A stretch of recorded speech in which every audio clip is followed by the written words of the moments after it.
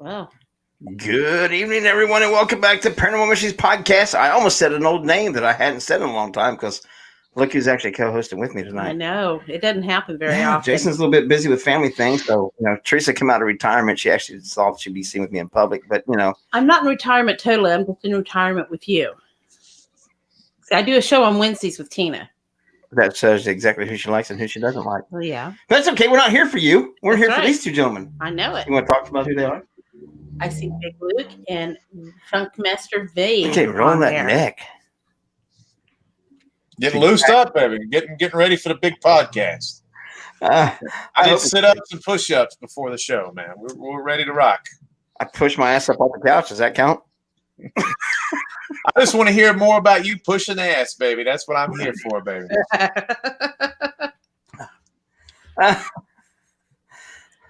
Well, I have to say, who's ready for some bestiality? Nobody knows what that means, man. I know, but they will, and they're going to watch this again one day because they're going to be like, we saw that movie, The Hike, so we're going to have to watch, the podcast with these guys, and they're going to laugh their ass off right there. That's a future laugh for everyone. Okay. So we're just alienating everybody that's watching at the moment. That's all we're doing. Well, they didn't drive down to watch The Hike over at our house, so screw them. Or over in Knoxville. Now wait a minute. Whoa. All right. Now, Jay, we've been doing a podcast of our own most Wednesday nights, and we took yours and Jason's advice about StreamYard. And we've been happy, right, Luke? That's pretty badass, right? Yes. StreamYard's working out very well. But do you guys have a different plan than the free plan? Because we're seeing all the pop-up of everybody. Like you get to see Tessa's here and some other people popping up on the screen. I haven't seen that before. Do you have like a paid for plan? When we're talking about just popped up there with Tess says hello everyone. Yeah, there was a couple other people too. They were like, that's not a part of the paid plan. That's part of the free plan. If you go to where somebody makes a statement and you click on their thing, it'll pop up on the screen, and then you click it again. It says hide. You can do that with any level of the plan. So you got to grab at their pants and click on their thing, and yeah. See, there's Sam. See Sam. There's Sam. And you've also got a logo in the background where the negative is. We don't have that either. Well, we've expanded on this. We're actually up on the more tiers. We've bought the plan, and we're actually right now we're broadcasting on 1, 2, 3, 4, 5, 6, 7 platforms right now. That's freaking cool. We're too low ball for that jive. We're too ghetto. We just wanted to bring it up to a higher thing. We were starting to get some really good numbers, so we thought we'd try it on different platforms. We are on Twitch now with LEP Productions. Do we get maybe like one listener a month? But we're still there. We're still trying. You got to build your platform. Twitch has really started out for gamers. So for us doing a style podcast that we're doing is completely different. I get your Twitch down there, man. I caught it. I dig it. I think Luke's frozen. Check his face out. That's the greatest. It's a good look for him. I like that. I think he was twitching and he twitched out. I think he just froze right the hell up. There he goes. Get out of here. Out of here. He'll come back in. It's all right. He'll hit the link again. He'll be right back in. He doesn't. We don't need him. There you go. Big Jamie Emery, our brother from another. You see, he's cutting in and out there. Big and funky in the house. I didn't click the link.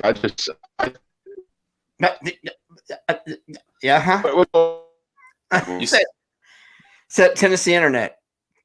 Yeah, he lives out, man. He lives out in the boondocks, man. There's a stick or two out. Well, we just got off the. Say something, Luke. Let's see if you sound good. Hi. That's better.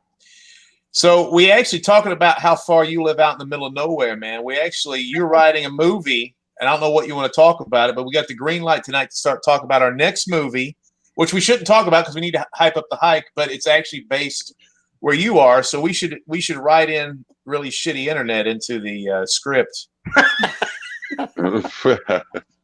Is this all my fault? I don't understand how that would be my fault. Well, it's not your fault. We're not blaming you. We're just making fun of you. We're just making fun. Luke told me when we first started doing projects together and wanting to get paid and all this stuff, he said, I live in a shitty trailer in the woods, and the only thing that I want to accomplish is I want a slightly nicer trailer in the woods, and he has achieved A less shitty that. trailer in the woods. Yeah. That's fucked up joke. But Yeah, the problem is I'm a man of ambition to entertain, and I've achieved all the goals in life before these movie deals started happening. So now I'm just doing this shit to do this shit. I understand that, except for I just did. I've always done it just because I want to do it. I've never.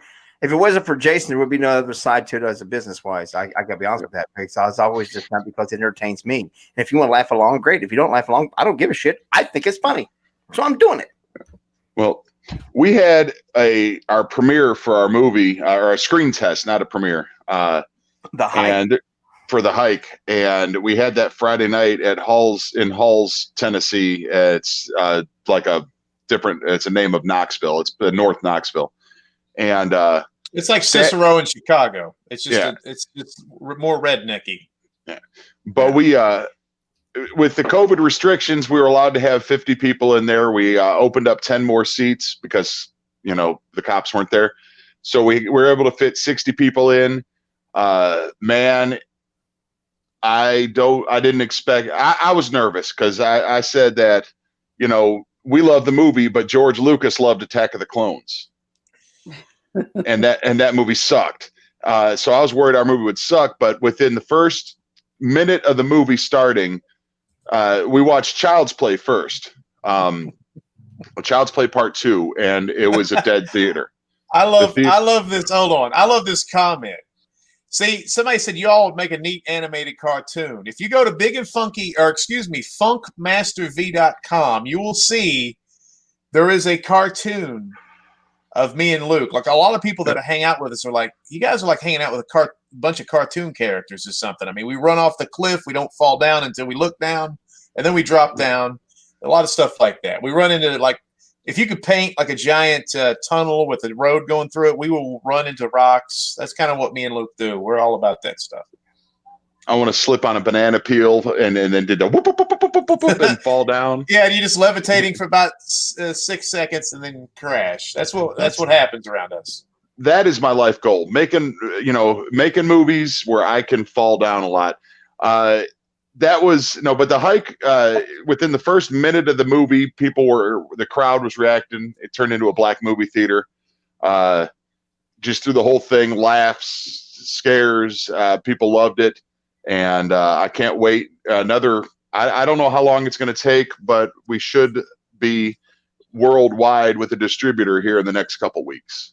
Well, if you guys want, I do have one of the trailers. They do a 21-second trailer. If you want me to pop in here and play real quick, I can do that. That's probably the internet trailer. I don't know if that's too sexy. There's about a minute 15 one, if you can find it, that's actually got some visuals. The other one, the one that's like 21 seconds, is just a bunch of words. I don't know if that's worth rocking and rolling. If you see one called the full trailer, that's the one with all the. You want the full theatrical trailer? Full theatrical trailer. That's the one I would roll with.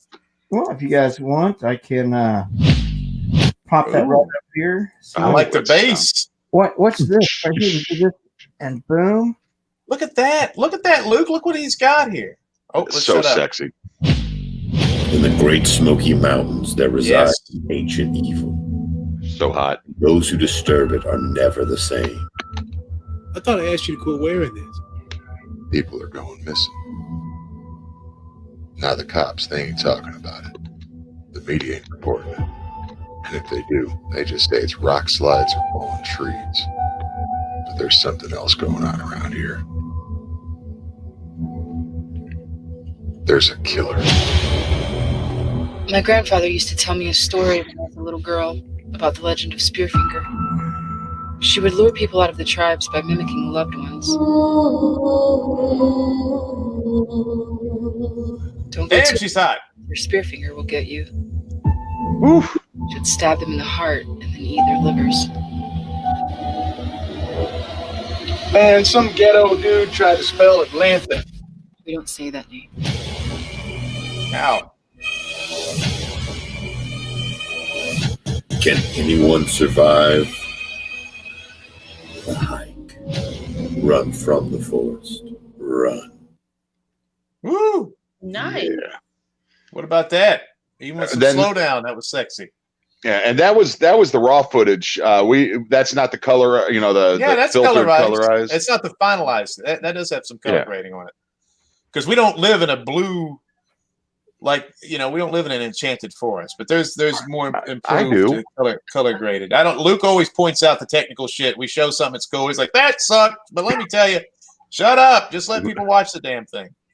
But yeah, that's Luke's right, man. Like when you do this movie and when you do something like this and you're like, I don't know if it's any good. I mean, I like Luke and I like my friends that were in the movie and we had a good time. I have no idea. So it was a relief Friday night when people were like, the one thing I will say, this is a horror comedy because Luke wrote and I wrote a horror movie. We started shooting it. It turned into a comedy horror movie. And you guys know us. It's just, that's how we are. Yeah. And we're going to try the next movie to be straight horror, but we had a hard time with this one.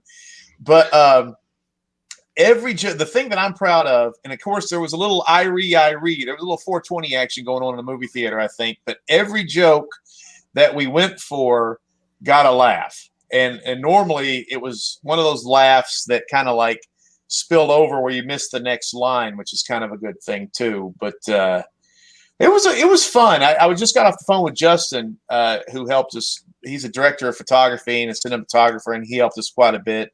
And he was actually in the movie too. But he said, I'm still riding this high from Friday night. And I said, I think mine dissipated yesterday because I'm kind of a pessimist and a realist. But I did for a little while.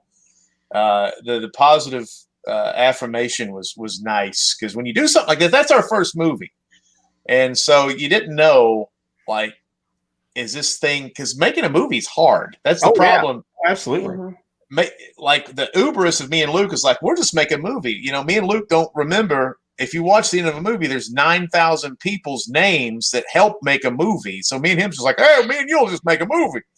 And then halfway through it, we're like, Jesus Christ, this is tough, man. It's like we're doing everything and we're almost dying and we're falling off cliffs and we're trying to get shots and killing each other and killing our friends. And then at the end of it, man, you're like, wow, we somehow did that. That was by the grace of Jesus or somebody. Spearfinger. It is an amazing thing. And being involved with Jason now, where we've got to help shoot with a couple of things, and I'm going down in February to shoot with Los Masters Productions down in Florida and stuff. So I understand what you're saying. I got into it so far.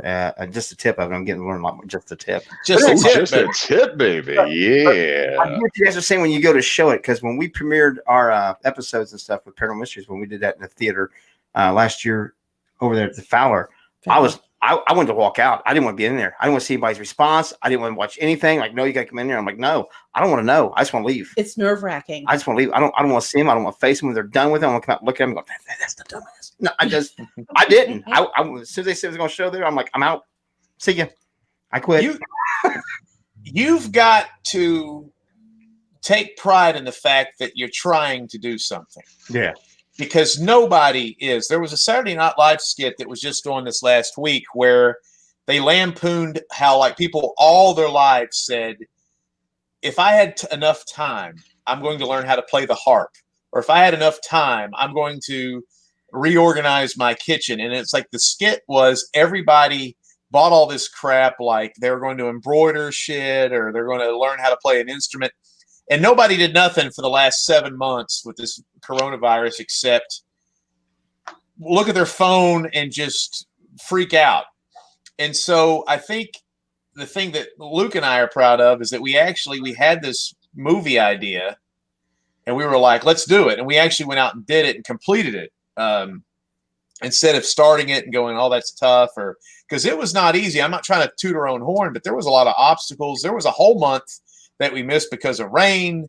The lead actress had a menstrual cycle that was apparently bad that week. I mean, there was a lot of stuff that we had to, when in trouble, you know that, right? Yeah. Well, so you never know what's going to come up and be weird. Like we had locations scouted out, and when I scouted them out, I didn't see a single human soul for the entire day. And then as soon as we showed up, it was like it became a tourist attraction, like Disney World. Yeah. It was. There was one. I've never seen Luke get mad. Say what? I said they just wanted to be extras. I've never seen Luke get mad, but he came back and goes, "We're not doing a movie. It's over. We can't do this." I was like, "Chill out, baby. You're the summertime Santa Claus. You're cool, baby. We'll get through this. We will persevere." But it was frustrating. And yeah, people, that's the thing too. Sam just chimed in here. He said people will be critical regardless. When you make a horror movie, if it's the best horror movie in the world, half the people, it's almost like politics, half the people are going to hate it. You know, it's hard to make a horror movie that can escape reproach because people have different anticipations of what horror movies should be like.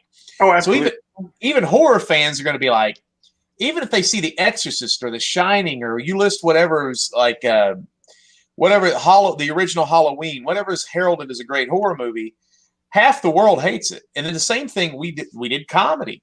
And half the people hate comedy because it's not the comedy they like. So we anticipate fully that even if this thing was a cherry, awesome, the best thing possible, that half the people are going to say it's a piece of shit. And we're ready for that. But that night, big and funky crowd, a lot of hooping and hollering, like Luke said. There were some boobies. So like he said, it turned into like an African-American experience. Like we were in Cicero again, where you could just hear all the people go, woo, movies, and all that stuff. People wanted to have a good time. And if you watch this movie, wanting to have a good time and wanting to be scared and wanting to laugh, you're going to, if you don't, then your dog must have died or something. Well, you got fired from your job that week or something. What I was really happy with was the in-person reviews at the end. Now, as somebody that's played music and pro wrestled and done a bunch of stuff my whole life, when somebody says, "Oh yeah, man, that was great," that means they hated it. They like you as a person.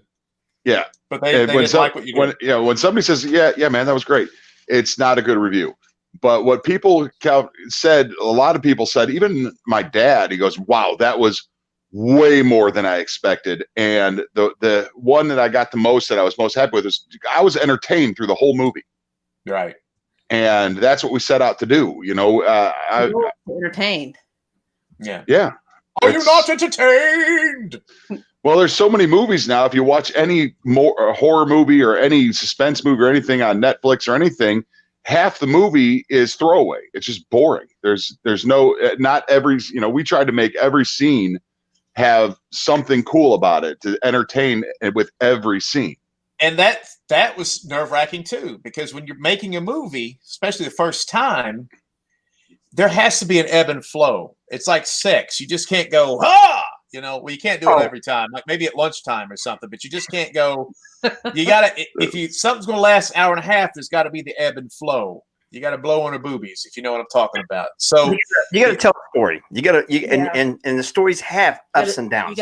Because life has ups and downs. That's right. And so well, Luke and I are wrestlers, and we know you can't just have awesome high spots for 15 minutes or you'll kill each other. You gotta bring it down, but you got to do it in a way where people don't get bored. There's got to be a story. And that was nerve-wracking for us, is because we were like, okay, the moments that we bring it down, because one of the reviewers said it felt like Deliverance, which is a compliment. Without the man rape. I was going to say, hey, spoilers. Well, there is a point where you don't know. But really, what's up, Leanne Hooper? But if you watch Deliverance, most of the movie's B-roll. It's just a bunch of white guys on a canoe going, "Hey, I'm going," or like they're driving up the mountain. So there was a lot of time where we slowed it down and showed the nature. And one of the best reviews that we got too, the guy said this: the scenery was claustrophobic. And Luke and I said from the very beginning, we want the woods to be a character. We want the woods to feel oppressive. Like if somebody's not natural in the woods and they don't feel good, they want to feel like, oh God, they can't go anywhere without running into trees and stickers and almost like they can't breathe. And it's like, that's exactly what we wanted. And we got some shots that we tried. And we had a lot of friends help us with this movie. A lot of people did B-roll of the beautiful Smoky Mountains. That's why Luke and I live here. We're Yankees. But this place is so beautiful here. But there were some shots, and these guys who did the B-roll did such a good job that they just cover that they capture the canopy of what the woods choking you out look like. Well, Kim here asked a question. I want to jump on this. Maybe Luke, you want to get on that question? Do you see it? Do we have people running and hiding behind chainsaws in a garage, then running into a cemetery? We don't. It wasn't that kind of movie. We do have people when we're telling funny stories or there's something funny happening. There's always something in the background, if you catch it, of somebody watching you or some sort of spirit watching you, that kind of thing, or something happening that's nefarious, intense. But we're saving the slasher type stuff for our third or fourth movie. Will be a slasher, because we got a lot to talk about that we can't give too many details on, and I hate to do that because what's the number one movie or the number one rule in show business? Number one rule, okay. To go away, to come back, you got to go away. No, it's if you have to keep it a secret. That's number 3. If it's a secret, it's a lie. That is, and number 2 is look them in the eye and speak from the heart. But yes, those are the 3 rules of show business. But the other one, the you can't come back till you go away. That is wonderful in wrestling. The best times I ever had in wrestling is when I was gone for a while and came back and the audience remembered who I was. That makes you feel special.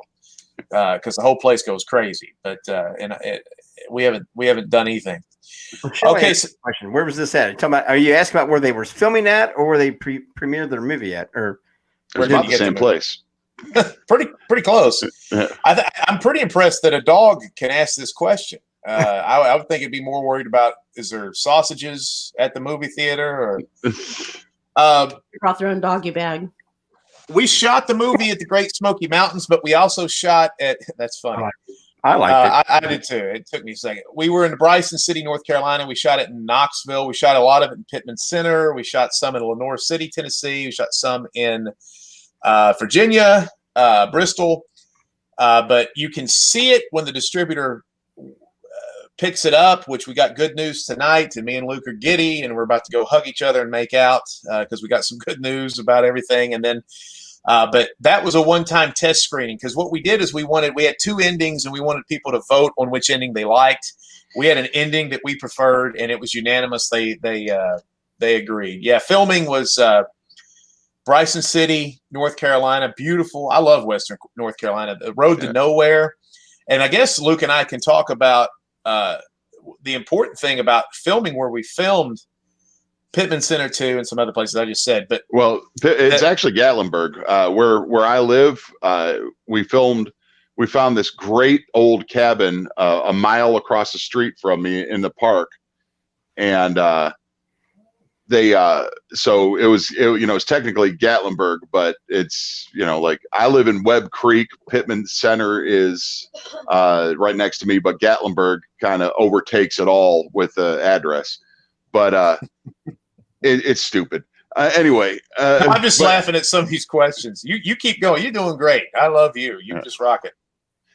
But no, this movie definitely had some hill people. I played a hill person, and me and Travis Graves were and Sky Scott Lane, who was in Spider-Man: Homecoming and The Walking Dead. He played one of the bad guys with us. So let's go. But these people are paranormal people. Let's go to one. I think this is the most important question we've had so far. Where did we film? We filmed on a trail called the Nolan Creek Trail in North Carolina. Now, the Nolan Creek Trail, somehow, and we've done this joke before, we have no idea how they rate these places, but it's the number 1 haunted trail in North Carolina. Don't know if it's the AP poll or the coaches poll. The coaches got together and voted. Number 1, BCS, something. They're it's the number 1. And so this movie that we're doing is based on true stories. Some of them happened to my brother when he was hiking, and some of them happened on the Nolan Creek Trail. Now, me and Luke do a show called Wrestling with Ghosts. Season 3, we just had the premiere about 3 or 4 months ago of Season 3, Episode 1. We were trying to find Spearfinger, and guess where we went? We went on the Nolan Creek Trail. So it's the same trail my brother hiked where he ran into some paranormal situations, and Luke and I and the other people wrestling with ghosts, Candy and Travis, we're doing wrestling with ghosts, looking for Spearfinger, the cryptid. It's the first cryptid we ever did. And we thought it would be a dud of an episode. We'd need a lot of comedy or B-roll to get through like an hour or 45 minutes. But we actually ran into a lot of evidence, paranormal evidence, and that we can't explain. And so we decided to wrap up. We did. We wrapped up some crazy stuff. So if you want to watch this episode, it's Wrestling with Ghosts, and it's on a channel called ASY TV. Jay and Teresa has been on our show before, and that was a great episode too. That was the season finale of season 2, where we went to Hell's Bar Dam with a bunch of Canadians. And I hate to say this, I haven't seen it yet. You will love it, man. You will freaking love it. I'll send you the link if you don't have a side TV anymore. But anyway, what I still want to see is about the goat knuckles. I still want to see how that played out. You will love it.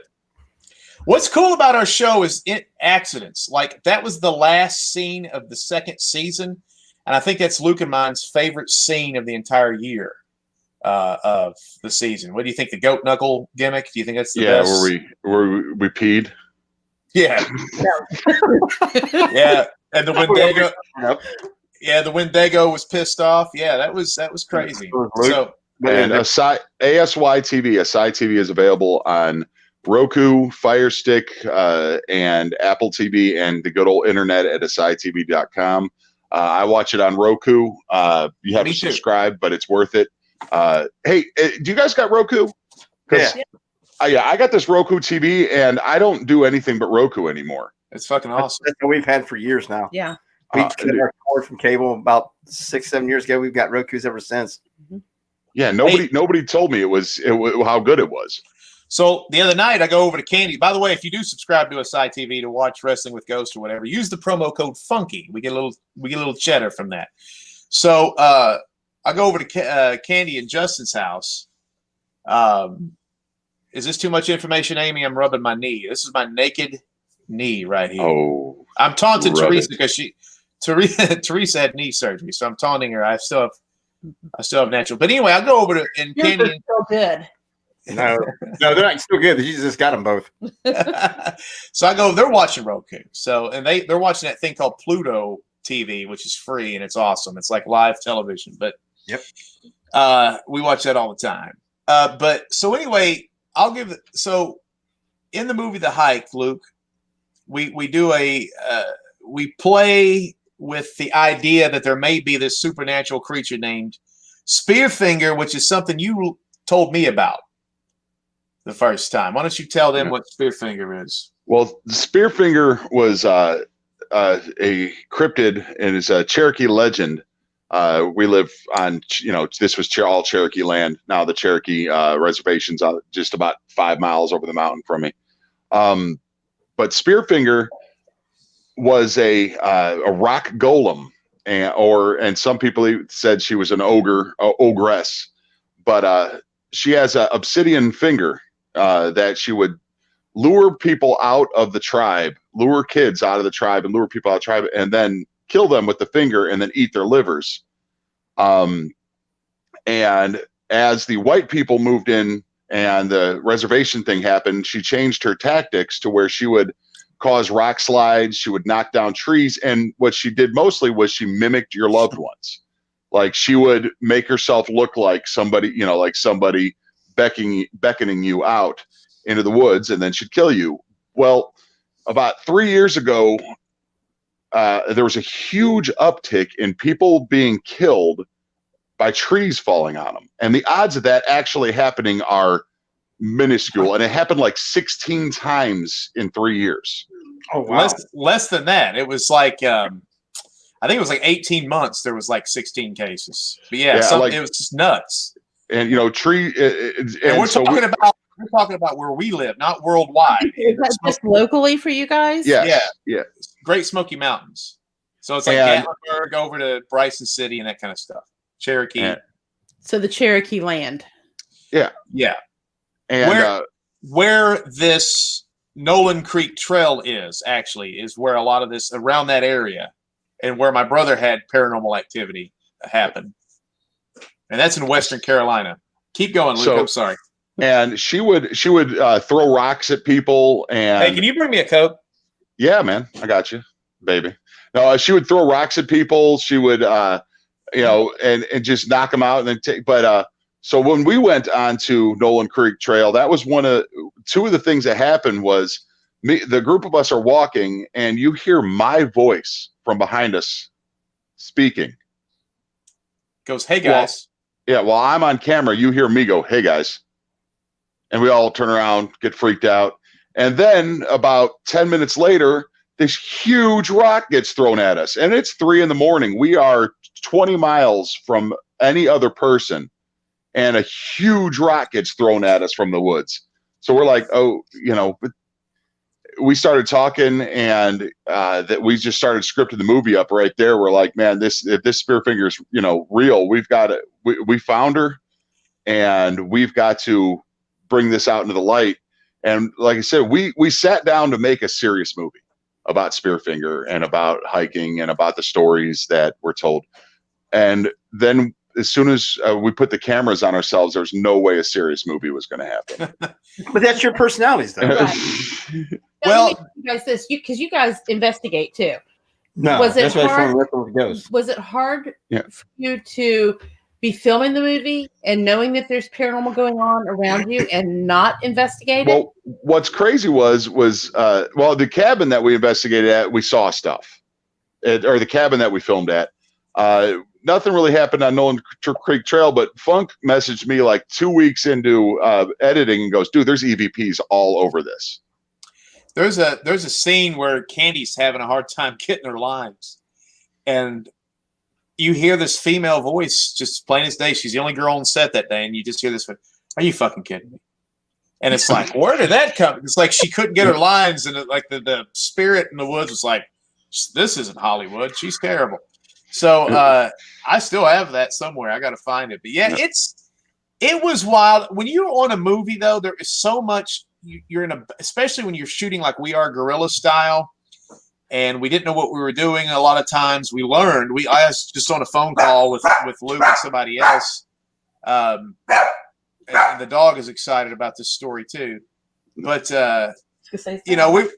we were just like we learned a lot on this thing. But when you're burning daylight, you don't have time to screw around. We didn't eat. We would go 12 hours. We wouldn't eat. We didn't have time because it was like we knew certain people were going to be there certain times, and we couldn't afford to pay them twice and all that kind of stuff. So, the paranormal jive took a back seat while we were trying to accomplish it. I will tell you that nothing prepared us better for making this movie than making Wrestling with Ghosts. Right. We knew lighting, we knew cameras, we knew all that, and that made it a world easier because we filmed probably like you guys film. It's a run and gun style. It's grab the camera and go instead of trying to set up shots.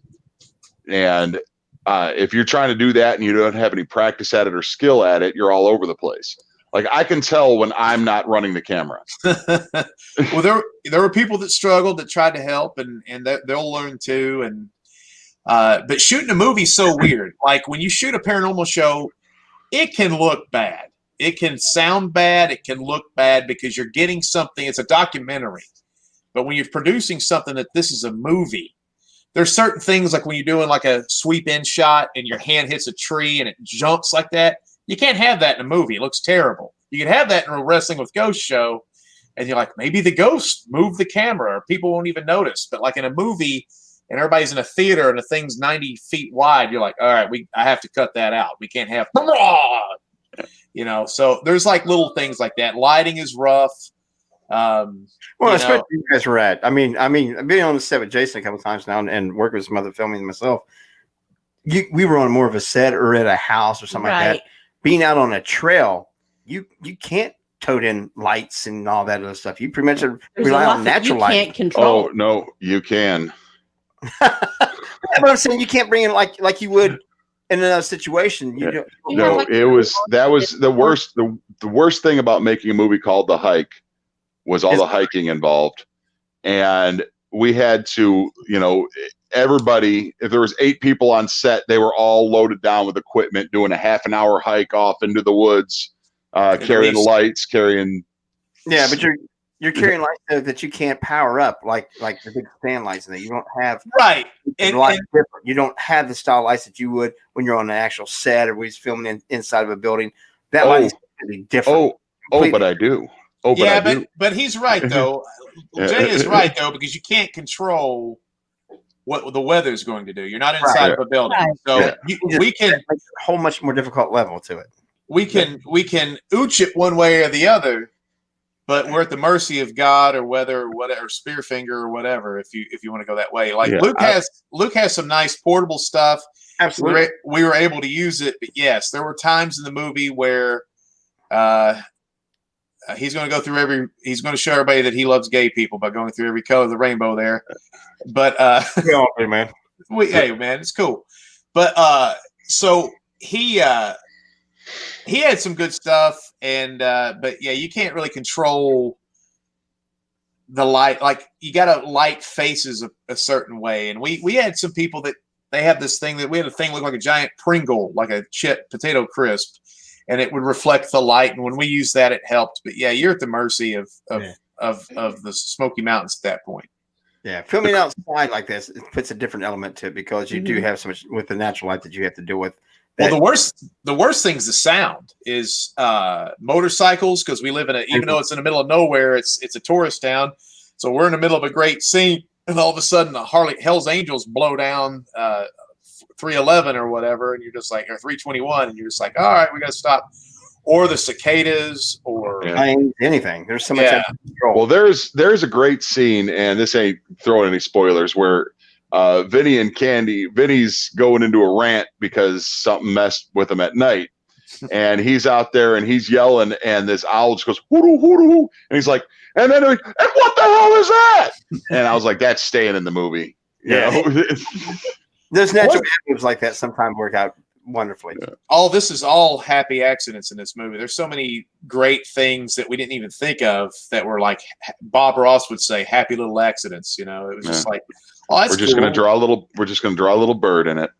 And but no, and Vinnie glossed over something or just hit something earlier and that he said, and it's actually really big news, is we just got greenlit to do another movie.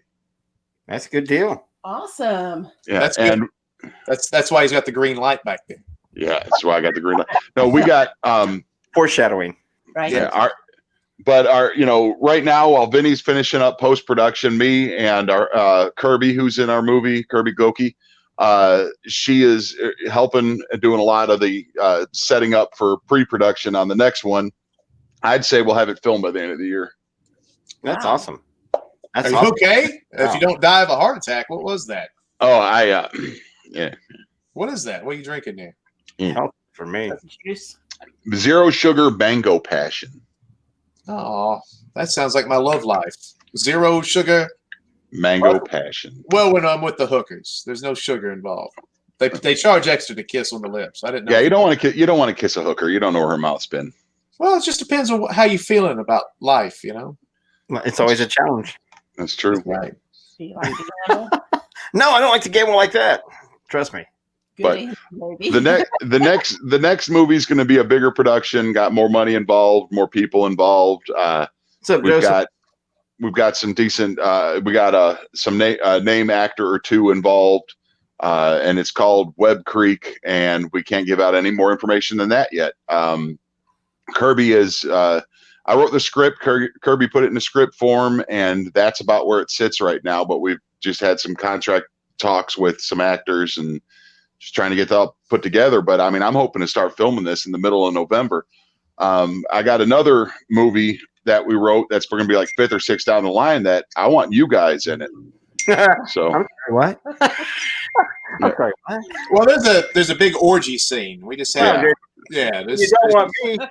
No, I want to film. I want to film it in a place. It's going to be a movie about paranormal investigators, and I want to film that in like a famous location. And you guys got a bunch around you.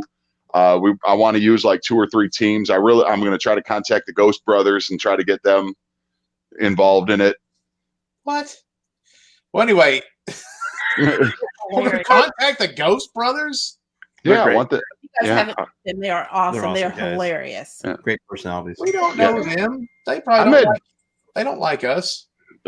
Everybody likes you guys. You're right. No, they don't. Hey, they don't have to like us. It's a payday. Whoa. Hey, whoa. I've been working around you guys and talking with you for what, 4 years now? Don't tell me everybody don't like you.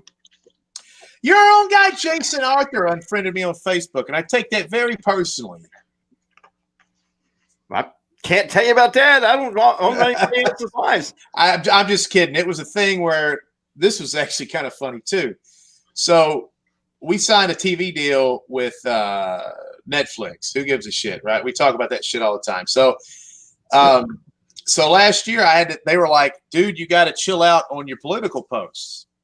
So I took down my Facebook page, and then I started a new Facebook page. I lost Jason in that transfer. And then I started getting political again because I can't help myself. And then we lost the Netflix deal because of that. But anyway, Luke still loves me, so it's okay. And now you would think that an anti-Trump post would not lose you. Yeah, you would. The country is split down the middle, 50-50. But Netflix, Obama is like partnered up with Netflix. You'd think they'd be like, yeah, sign these guys, fire the other ones. I'm not in love with Obama either. That's probably a part of the problem. So I'm not in love with him. Yeah, it don't matter. That's right. I never talk politics because to me, my politics is like my religion, my own personal business. If you don't like it, then you don't know about it because I don't tell you about it. It's my business. Well, if the deal with Netflix was a stupid show that we didn't want to do anyway. It's amazing that this COVID thing really it shut down Hollywood. Nobody was making movies. We've got an opportunity off of this because we hustled and made our own movie. And if we'd have made this movie last year, I don't think it would have got as much heat as it has with distributors and everything. And we're not talking like Bob's distribution company or we're going to put it on YouTube. We're talking about real distributors that are going to put this thing worldwide very soon. Right. Well, why do you sound so? You sound like you're being attacked. Why do you sound so antagonistic? What I'm saying is, shut up, man. Why you always gotta? You sound why like you always gotta be like that? You sound defensive. I'm not defensive. I'm saying that because of Hollywood shut down. Hey, you know what? Your dad didn't show. Your dad didn't show up to the preview. Now we're going to talk about family. Yeah. So now you're antagonistic. You're defensive. You're jealous because some lady told me to keep rubbing my knee and she hadn't complimented your looks because everybody's got to talk about Luke's looks. And now in your fucking hair, we got to talk about your hair for 10 minutes. So, and you lure that over me because I've lost my afro. The Holy Spirit left my afro, and I've got a bald spot now. And so you just try to antagonize me. Now we're going to talk about your dad's better than my dad. I'm getting one more thing going. So leave me alone. I will say this: I like your dad better than my dad, but at least my dad has both testicles. So That's true. I'm just putting that out in the universe. Wow. And this is a whole different rabbit hole than what I expected tonight. Hey, I will tell you that I'm gonna throw this around that there's a MacGuffin in the movie, and you could see it in the trailer. There's this necklace that has a dried up, it looks like leather on it. That's my dad's other testicle.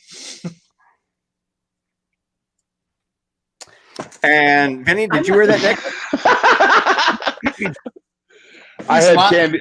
I had Candy kissing that thing. I had, Kirby fondled it, Travis wore it for, hey, it's my dad's nut. Everybody's been touching it. Are you serious? No. Oh, God. I'm like, holy hell. And now you see why I keep it out. He's gullible shit. I didn't know if he was going to tell the truth. And I was like, this is going to get back to Candy. And she's going to be like, what the hell? Because she's all over. Like it's got like special powers and stuff, Hey, man, my dad was there. He's one nutty guy. He was arrested by the FBI years ago because they thought he was the Uniballer. Yeah. He last time I saw him, we were playing softball, and he had 2 strikes and 1 ball. It was We're going for hours. Guy. Well, if it's my dad like that, I'd make fun of him too. Oh yeah. Okay. Yeah, at least your dad showed up.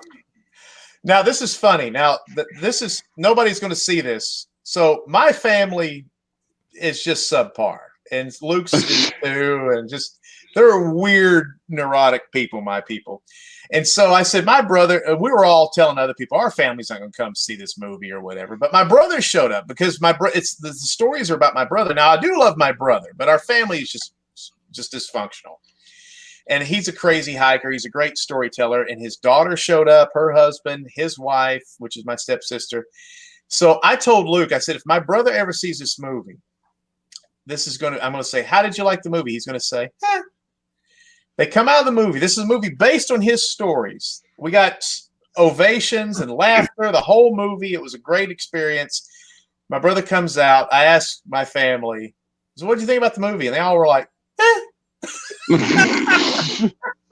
And Luke was like, that's exactly what you'd say. They said everything I've ever done. They've never understood anything I've ever done. I'd show them a pro wrestling match in front of 5,000 people, and they'd be like, is that really you? I mean, that's how they just react to everything. They're a hard time. They have a hard time with stuff. But anyway, it was like they couldn't even be like, yes, that was great, which is Luke said in the beginning, that's just the lie you tell the people that you care about if you do anything creative.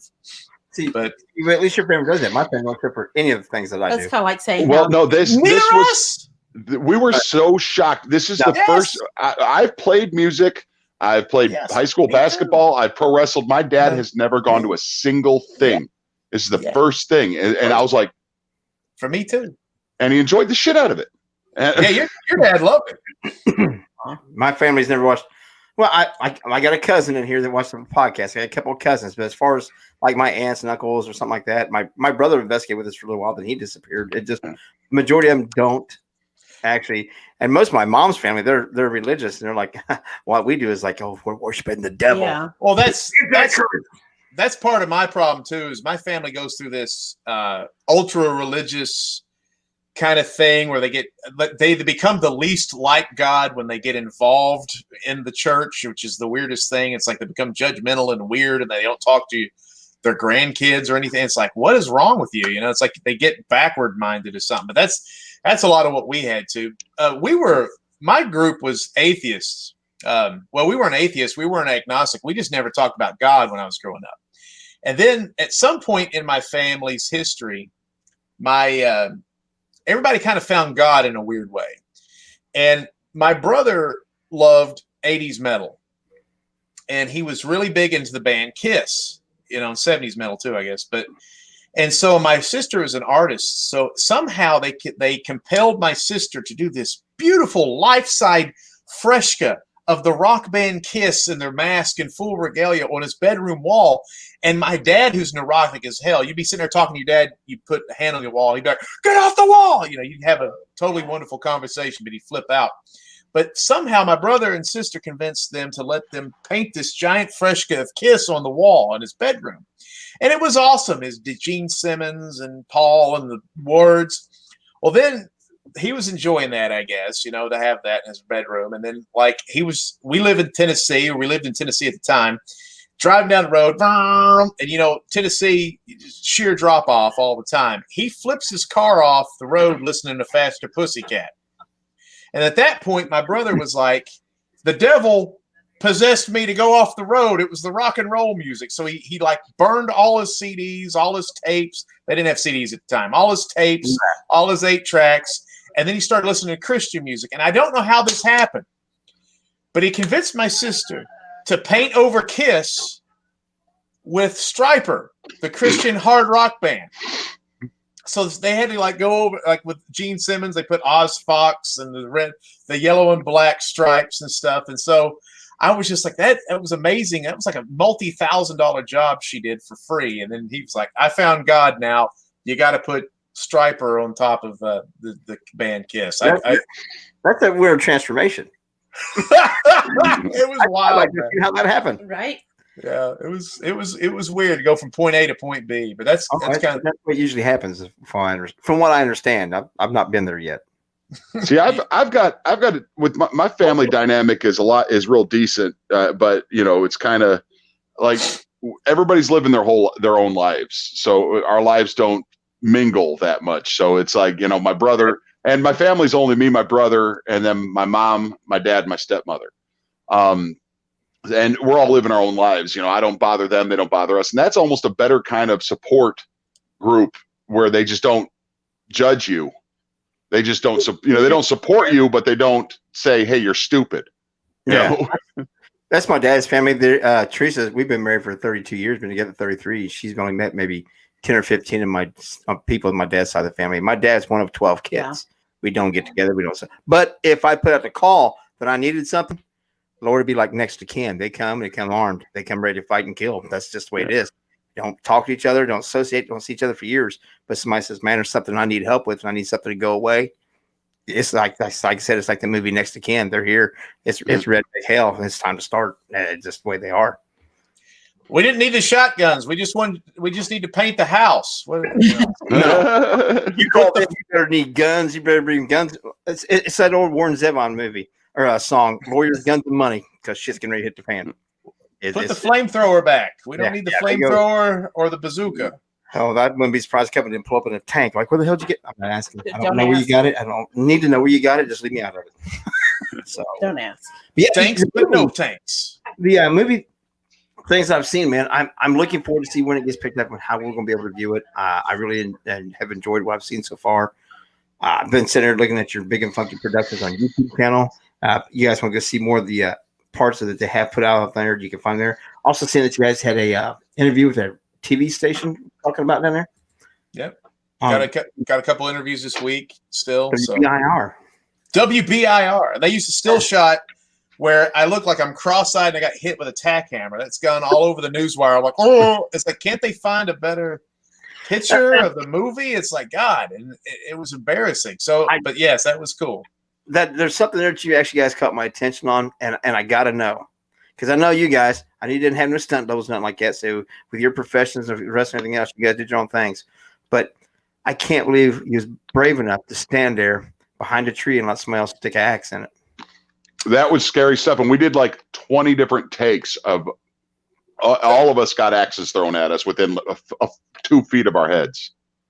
Well, Travis, that we always joke about never showing up to anything like these interviews and stuff, and certain people think Travis is a made-up character on well, I know he's not Wrestling with Ghosts, but Travis got a job down, and we live in a really wacky place called Gatlinburg and Pigeon Forge, and he has got a job as a professional axe thrower.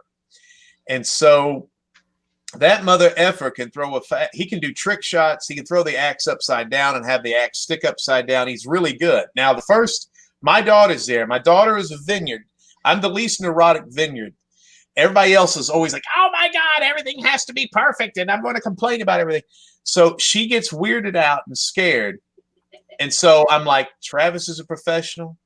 He does this all day long. So I'm sitting there with me next to the tree. He's throwing the axe at the tree. And so my daughter is like freaking out, and she's pacing back and forth. And so, because she's a production assistant. And the fucking first time he throws an axe, the axe hits the tree and caroms off to the left. And I was standing to the right. And if that thing would have came off the other way, it would have landed probably in my leg. And so that was stupid. And that's why I told Luke, Luke and I were like, anything for the shot. And I told him after the movie was done, I said, we can't take these risks anymore. The most dangerous thing that we did is I had a scene where I was throwing a rock. And so Candy, we all did everything because it was just like a guerrilla shoot. Like, people are actors, but they also held the camera. So Candy was holding the camera. I throw a rock like a total jabron over my head. It hits a tree branch, and the rock caroms off the tree branch and lands about 3 inches away from Candy's effing head. And we're in the middle of the woods. And you can see my face. I'm looking at the camera like, I've never looked like that in my life. My eyeballs got about as big as my head. I was like, I just almost killed this woman who had children. And we have to carry him out of the woods. I mean, we were not near a car. That would have been horrible. So we got to take it a little easy. But yeah, on this movie, we took a lot of risks. Yeah, and like I said, there's very few people. Me with you guys. No, it doesn't surprise me, No. but there's very, very, very, very few people in this world that I trust to throw an axe anywhere near where I'm standing at, behind a tree or not.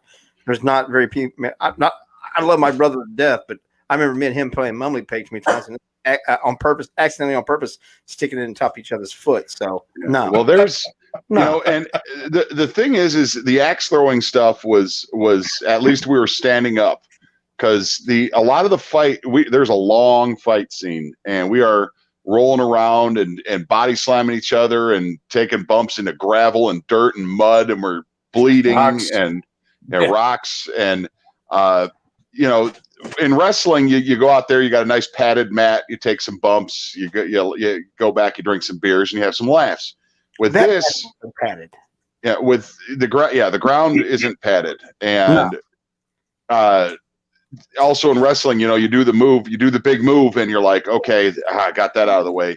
With this, it's all right. I just body slammed Vinnie into a gravel. All right, take two. All right. Yeah. So I tried that ring one time. We was at some place that had a wrestling ring, and I thought I'd be cool and try all that stuff when I was a kid. And I would bounce off the red stuff. I thought I'd do the big back elbow drop and slam on my shoulders. I'm like, I had to roll out of the ring. I'm like, that thing is not as bad as what people think. No, and every ring is different. There are some rings that feel like a gymnasium floor, and there's some rings that have trampolines.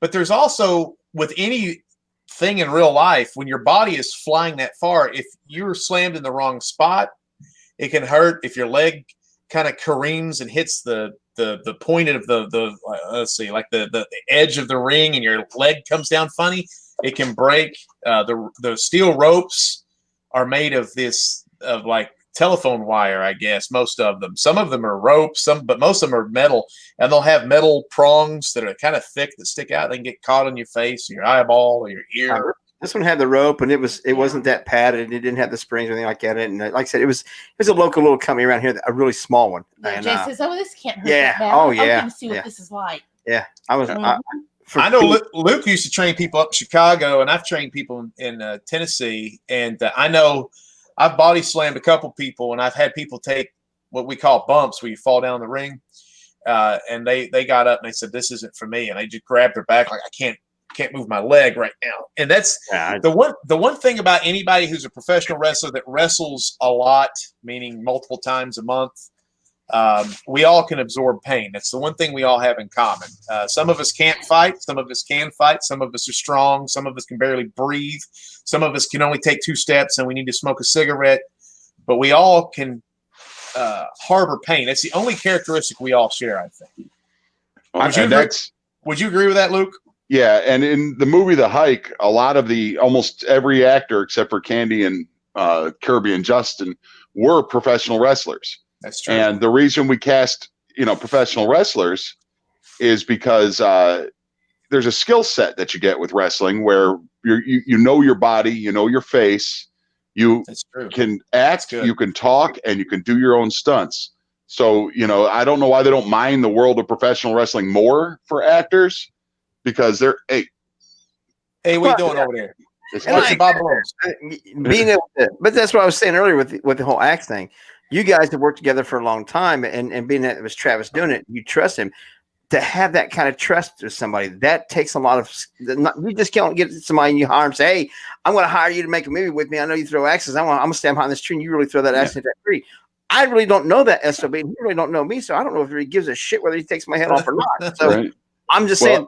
There's a level there with being that you guys are all wrestlers and stuff, and having a huge fight scene, having that camaraderie, to have that trust in one another, just like you'd have to have in a ring, takes it to a level where you can be more productive and go a little further than what me and Jason would do, because I'm not a professional wrestler, neither is he. Yeah. So we don't know how to take those bumps, and it changes the dynamics of what you're able to do as far as those things. And it helps. One of the things that we've always done, and from our first moments together until this movie, we are big on asset management. We are big on taking what we have, what we can do, what's around us, and using that and wrapping things around it. Hey, Travis can throw an axe. We got to put that in the movie.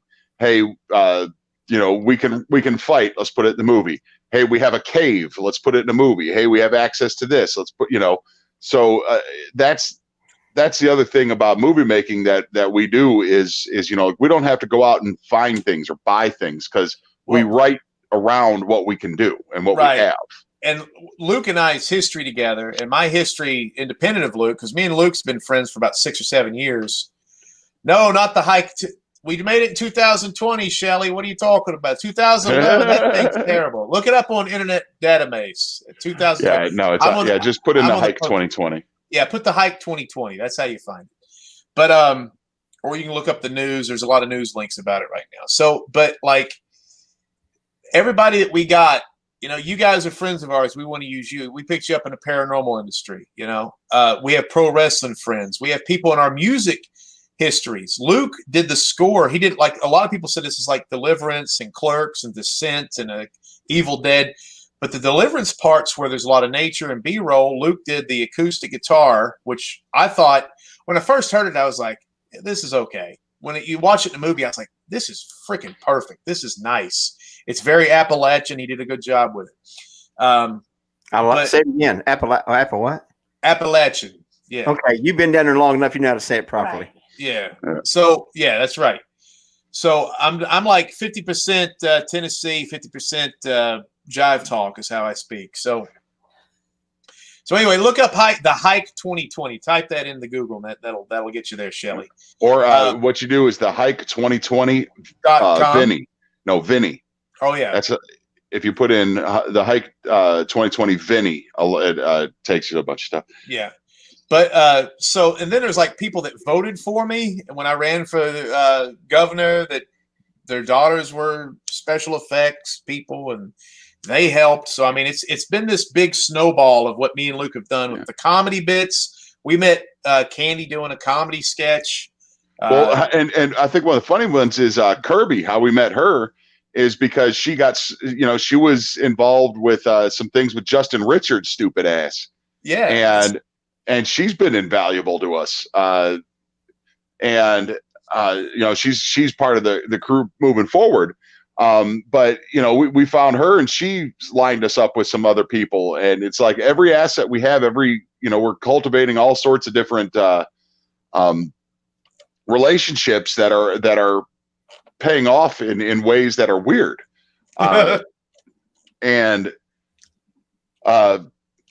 Said wrestling with ghosts is something that we met a lot of people in, and so we got a lot of background with ghost hunting and cryptids, and that's helping us tell more real stories, like because we know how it really is instead of what TV and movies show it as. Oh, that's right.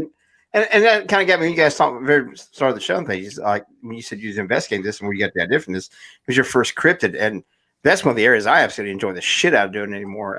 Is cryptids. I know you do. I know you do. I love the cryptids and urban legends. And urban legends there's an endless bounty of things that you can do there, an absolute endless bounty. And that's, I don't want to give anything away, but so we're doing, the bad guy in this is the Cherokee legend of Spearfinger. It's a female. There is not one horror movie, big, bad female in the history of horror movies. They're all men. And I'm like, if she's in this movie, I don't know if she is or isn't, this this may be empowering to evil women. I don't know. So I think that's but it's like Teresa. See, now we're going to write a movie about Teresa and her robotic knees. She's a cyborg, and now she can run faster than men. And her catchphrase is burping. Yes, and anytime you're about to die, only when bad spirits come around. We're gonna take some artistic liberty. Luke brings up a good point. When she's about to kill you, you burp, and you what the hell? I didn't need anything. Axe to the head. Or cyborg. You made me scared to burp around her. Thanks a lot. You got like a cyborg laser knife or something. I don't know, something like that coming at you. Knee lift. Just a knee lift. Knee lift. Old pro wrestling finisher. The old running knee lift. Oh yeah, there from you go. 79. I'm gonna see a run. Right? That whole RoboCop. Yeah. Every time she Yep. moves, the sound effect. Start writing, Luke. That's a good one. It's I'm just, on it. it's cooler than hell the way things and with me doing some of the things I've been doing here lately, the little comedy skits and thing, I'm getting back to filming those and stuff. And I've had more people tell me that, you know what, if you can do a short, you can do a feature. And I'm like, Well, that's what really kicked off the idea for us to do a full movie. Was I was bored at work one night and there was these creepy ass metal snowmen that they put up I remember those. yeah, and they put them around work. And the first thing that happened was I walked into work and there was one just there, and I was like, I ain't dealing with you all night. And then they were all over the place. So I was like, this would make a great movie. And over the course of the next 6 hours in an empty hotel, I made a movie. And what's funny is he shot that himself. Yeah. And that has been in film festivals. That has gotten us a lot of attention. That's been on B Movie Television, which is a network on the Roku.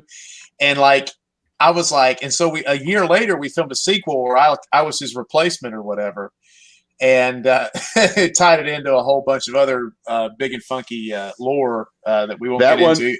That one featured 58 seconds of us getting hit in the nuts with a metal snowman, and it's it's one of those things. There's a flying metal snowman going back and hitting me and the Bobalones and him and the Bobalones, and it just does not stop. And it's one of those things that it's not funny. It's funny-ish, and then it's not funny, and then it's funny, and then it gets not funny, and then at the end you're just like, I can't believe these guys are still getting hit in the nuts. Anyway, one whole style of the comedy there for a while in the Right. 70s.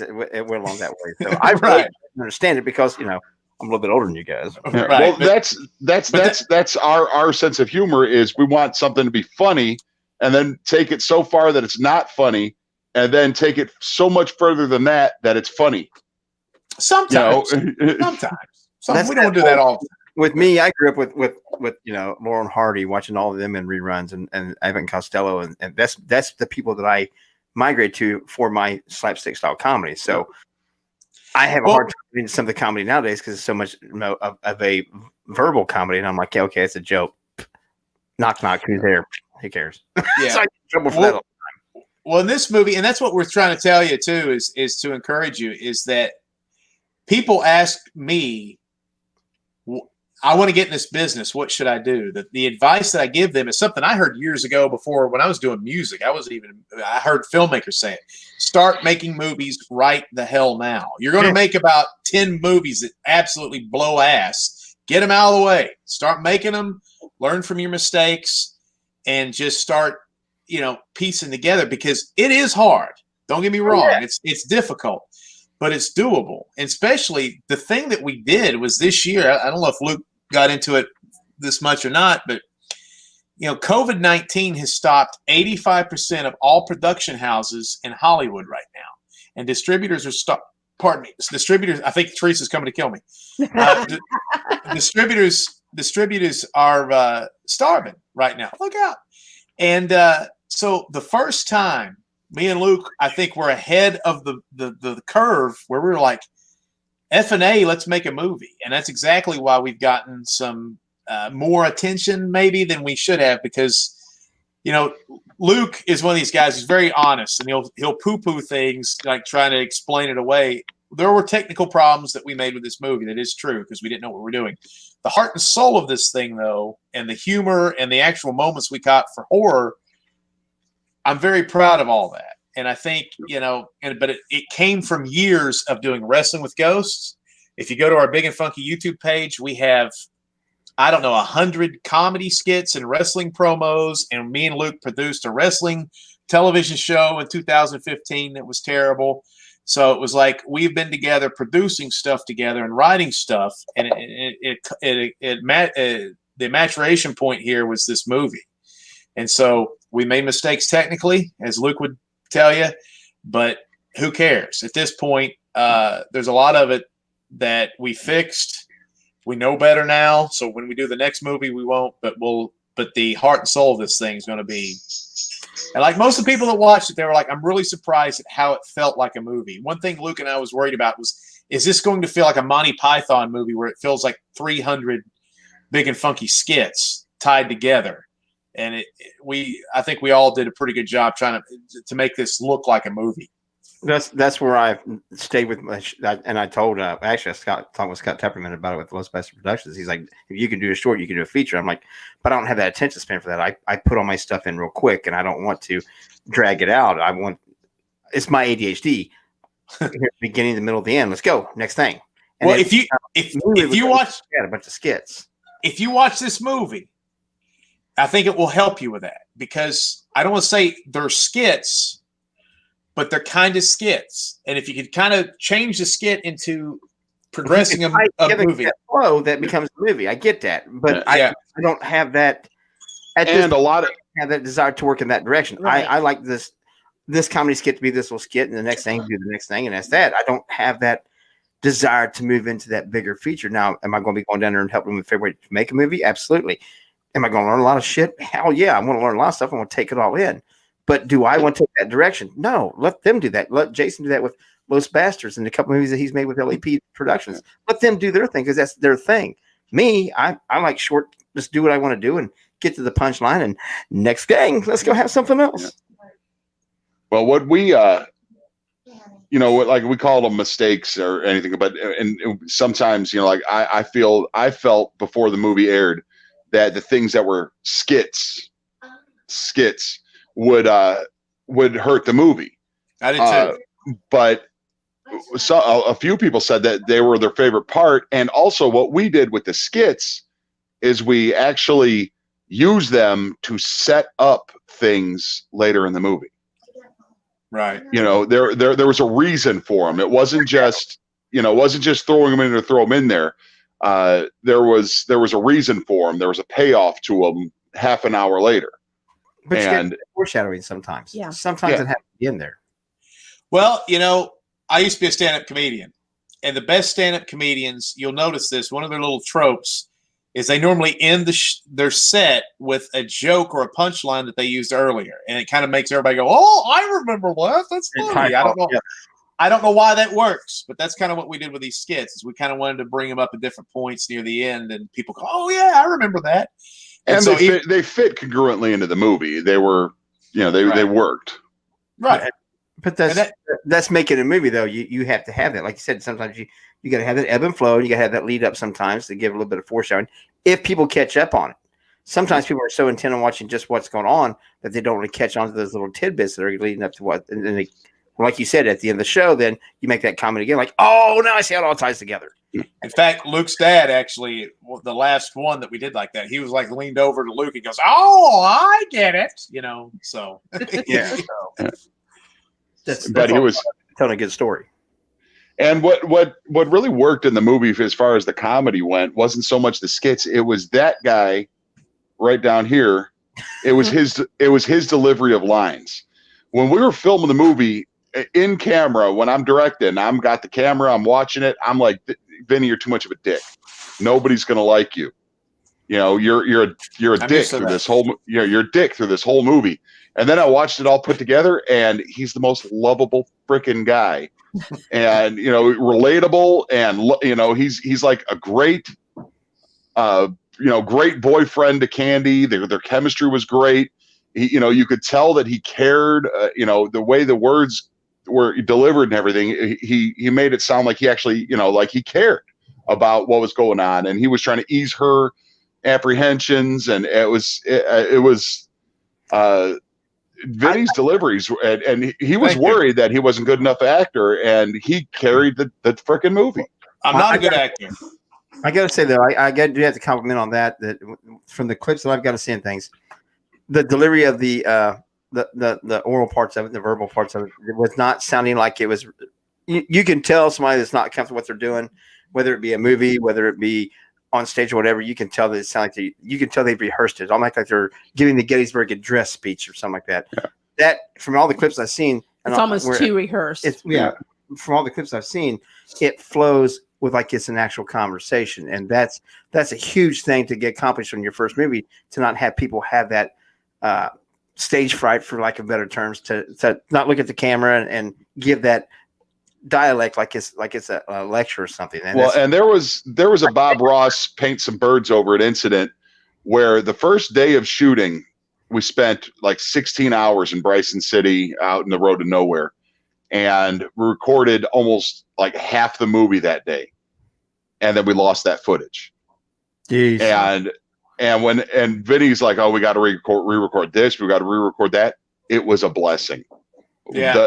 What we redid killed what we did before, because Vinny and Candy weren't comfortable with each other. Well, this is the thing too. So I want to interject here. I'm not a good actor. The reason I was the lead in this is because I can talk for 5 hours without stopping. So I'm an enemy of brevity. So the way that we did this movie was like a pro wrestler thing. It was all, we had ideas where the scenes would go, but it was all improv.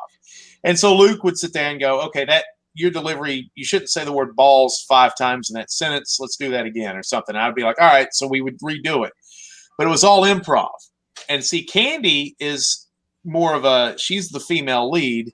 And it's the only reason I'm the romantic lead in this is because we could do that. And it was an economical thing. Because Travis was going to play the boyfriend. Travis is much younger. He's closer to Candy's age, and it didn't look so weird or whatever. But we just didn't know when Travis has a weird work schedule and stuff. So it's like, on this one, I'm going to have to be the lead. Now, I won't do that anymore, but for this one, I will. Yeah, you will. So Candy has a weird thing about touching, and I'm a real touchy-feely guy. Teresa knows. But we'll talk about that later off the air. It's not, not for this show. Yeah. So right. I missed that on again. Nothing, honey. So I got the video. Hey, easy. So wait till I'm running for office. So Candy's got this thing. This is one of my favorite things too. You'll see me touch her in weird spots. Like I'll run my finger down her arm like that, and she will freeze up. She'll do this thing like I left that in the movie just because it's an inside joke between me and her. But I'm real touchy-feely. So if I'm in a relationship, I'm hugging, I'm kissing, I'm caressing, and then I'm sitting there touching her, like rubbing her back when she's upset. She's like, "What are you doing? What are you doing? What are you doing?" And I'm like, "I'm just trying to make you feel good." She goes, "Okay, rub my back for a few seconds and then stop so I can deliver the line because my brain can't do that." So there was a lot of fun with that, but our chemistry got better. Me and Candy now are very close friends. She was part of the group and we liked her, but like me and her talk almost every day now. And we've become very comfortable and our sense of humors have melded. But, and Luke's right. It took about a month for me and her to get close enough to where I'm very surprised. I was worried, but me and Candy look like a real couple. Luke especially wrote that me and her were going to have relationship problems. And we watched the movie with these kind of scenes where we were talking about how our relationship's going down south. It didn't jive with the rest of the movie. We look like a great couple. And it was like, are we a bad couple? I mean, it's like, so we took that shit out because the movie actually, Luke, watching it in front of all the audience, I don't think it needed that stuff. It didn't. Yeah. But what really kickstarted them, Vinny and Candy being comfortable, was when Kirby came out, because she acted her ass off and, kind of set the tone, was screaming in the woods and, and that kind of like, I hate, go back to this again. I'm not going to ruin what happens to the movie, but she's in the first minute of it and does something that set the tone for the entire movie with the crowd that was in there. It made them react, and it said, "Oh, it's going to be this kind of movie," and so that she actually kickstarted a lot of that, and also she made all the the acting better because it kind of loosened up. Oh, we can yell and scream because I don't like yelling and screaming. There's some times in the movie where I have to act very emotionally, and I laugh at myself for it, but I think I actually did a pretty good job. Hell yeah! Now, with that said, where are people going to be able to find this? I mean, I know they can't get it right now. Yeah. As soon as we know, we'll tell the world. You can go to thehike2020.com. That's the official website of the movie, thehike2020.com. You can go to the IMDb database where all the movies and stuff. You look up The Hike, it'll pop up there. You can put The Hike 2020. That could help. You can also, it's so popular right now in the feeds. It's pretty high up there. Anyway, it's got a green and bluish poster. There's another movie called The Hike was released 10 years ago, and it's yellow and black. Ours is kind of, and then if you can go to funkmasterv.com, that's the production website, you can find it there. And also on Facebook. We're all over Facebook. We're all over YouTube. We update it. Like anytime that we update, we almost update everything at the same time. But you can find it. And then when we know, okay, it's going to be on Hulu or it's going to be on Netflix in Shudder. America Shudder. or whatever, Yeah. Shudder, that's when we'll say, hey, the world, you can watch it. And then, hey, there you go, Darlene Angel with the helpful link Now, there. what will probably happen is it'll be released in foreign markets first because a lot of money is made with any movie from America that has titties in it. So the foreign markets love American titties. So it'll probably go to foreign markets first, but we'll let you know what. Yeah, everybody loves American. I'm an American, and I like American titties. I got my own, so I don't worry about it. Are those real or are those cyborg? Are those like a robot boobs? They're real. Oh, I really ain't paid for any of those. No. Yeah, and so and I know a lot of people keep up. I don't know if a lot of people. Some people keep up with what we do, the other stuff. Some people message me, why are there no skits? Why is there no wrestling with ghosts? I've spent 6 weeks editing this thing. I haven't worked in 6 weeks making this thing. It takes a lot of time. That's why at the end of the movie, there's 99,000 people, and we're doing it with a skeleton crew. So funny skits. We've got like 4 funny skits in the bag. We've got 3 wrestling with ghosts in the bag. I forgot that we had wrestling with ghost episodes in the bag. I thought the last thing we shot was the Spearfinger episode, and then Vinny's like, "No, we still got this and that." And I was like, "We got the Saragusa episode of the Horsefly Chronicles, which I can't wait to do. We got we go to Indian Cave, which is where we shot some of the movie. Was in a place called Indian Cave. I'm not being a racist. That's what they call it. And that's where we shot, and that was a crazy episode. But so that stuff's on hiatus right now because I got to tell you, there's a line from the movie Rent, the musical Rent, where Tom Collins says we've got to devote ourselves to projects that sell, and we got to make dollars over cents. So I mean, if we're making a few bucks with Wrestling with Ghosts and we're making thousands of dollars with movies, we got to make the movies right now. I'm sorry, we will get back. I love Wrestling with Ghosts. I'm proud of Wrestling with Ghosts. It's why we're in this position. And there's people that have helped on these episodes we shot, and I definitely want to get those out there, especially for them, the people that let us into their home and help us on investigations. But that when we have some downtime, those will be back out in the universe. Okay. See, you guys are still going. I can't wait to see what it's going to be like. I'm looking forward to it. I really am. And thank you. Me personally, I want to have an autographed copy. Now, Jay, I want you to do this. The second time you watch the movie, don't do this the first time. The second time you watch the movie, you grab your favorite liquor of choice, and every time Vinny falls down or slips or twists his ankle in the movie, and none of that was in the script. Okay. Every time that happens, you got to take a drink, and you will be drunk within a half an hour because I think there's. Every time I rub my face because I'm playing Sleepy a lot, it's unbelievable. I'm just constantly rubbing my eyes. Sam asked if it's difficult shooting in a cave. Yes, Luke fell down on a bunch of batshit mud. Hard, and he took a wrestling bump. The lighting is terrible. I had to buy a special program to get the camera footage to look normal. The audio is fantastic, though. That's true. Audio, I'll tell you something. You're sitting in a theater, and it's 3-dimensional sound. You'll hear the cave dripping all the way around. It makes you feel like you're in the cave. That is phenomenal. There's a thing that you have to do in filmmaking a lot of time called ADR, which is audio digital replacement. And it's based for dialogue and also Foley work, which anyway, it's just you have to replace sound. You have to replace sound because it's just difficult, especially when you're outside. Everything in the cave almost is actual footage that we shot with the camera because he's got a good mic on that. But it's like 3-dimensional, man. It's freaking cool as hell to listen to it. Yeah, that's an asshole move that did also happen while we were in the middle of filming. They changed the industry standards for camera quality. And apparently my camera had too good of quality. So we had to, we shot in 60 frames per second. Well, and they dropped it. They dropped the standard down to 24 frames a second. And I shot in 4K, and they apparently what I didn't realize is America, we all got 4K TVs. Everywhere else in the world doesn't. Not much. Well, it's just those things you learn. What are you gonna do?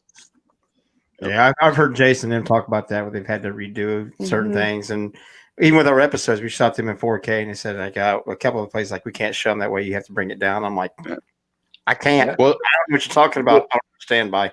Well, we shot an entire a side movie for our executive producer over the course of a weekend and spent a lot of time with it. You know, we got enough.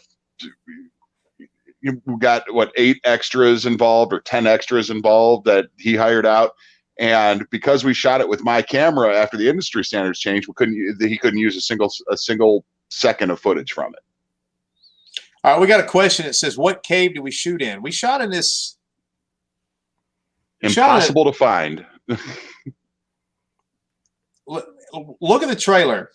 I think there's some images of the cave in the trailer. This place is almost impossible to find. You can't really shoot there. It's trespassing. You can't really go in there. It's trespassing.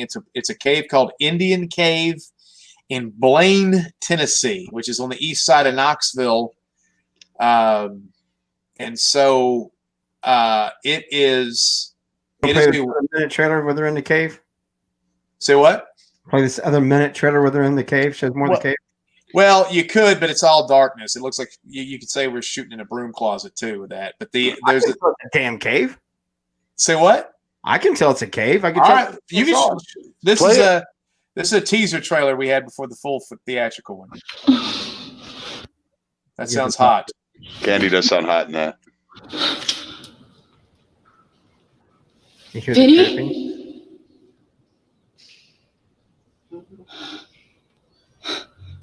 Vinnie?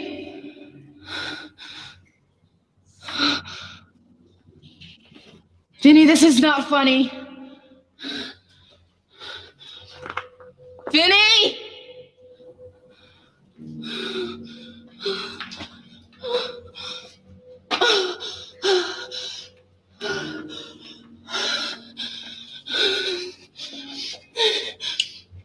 Oh no.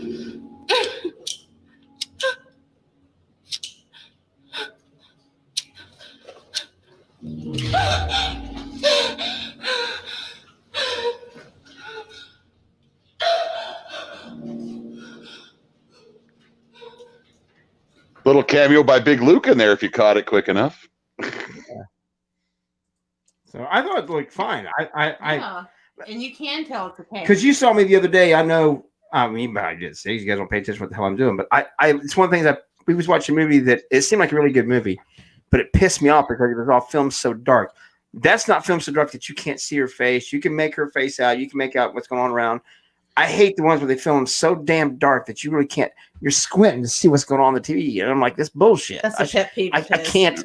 I'm done. I don't give a shit how well it's written. Give a shit how well it's acted. There's a lot of on. I'm done, and that you can actually see. We use a lot of. Me and Luke. Luke is technically the director. Yeah, you can hear that it's a cave. That's what we're talking about with the audio. The audio is amazing in that cave. But Luke is the director. I'm kind of like a AD or a second director. So and I'm the editor. A lot of people don't give the editor a lot of credit in Hollywood, but you shape the movie really. Yeah. Even I think the editor can jack up a movie or save the movie pretty easily. So Luke's eyeball, and I'm showing you the parts that I want you to see out of Luke's eyeball is basically what's happening. I like using a lot of space. I like using a lot of time. I like to slow things down. And there's a lot of darkness in the movie, but I'm talking about that it's completely black, but it's for a reason. There's nothing to see. There's nothing that you can't see.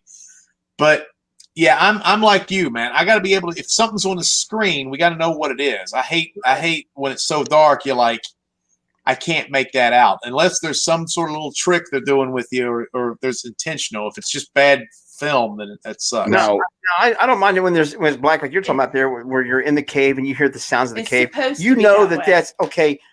I'm now in that person's situation. They can't see in the cave, so I can't see. I can only hear what's going on around me. That builds a little bit on the psychological drama of the things, and I appreciate that. But I'm talking like one of the Batman movies. I don't even. It was so dark that you couldn't really see what was going on, and and the action to it was completely hid away in all the darkness. And I'm like, I'm done. I don't care. To play a little bit on your mind a little bit for a little bit, but the whole movie, 30 minutes, you still can't really see what's going on, and you're squinting. No, I'm done. I'm out. I agree. Where Candy was a trooper in that cave scene is she's like hugging up on these stalactites and stalagmites that are just covered in bat shit. She's a fucking trooper, man. Yeah, that's what I'm saying. This movie was, and she was afraid.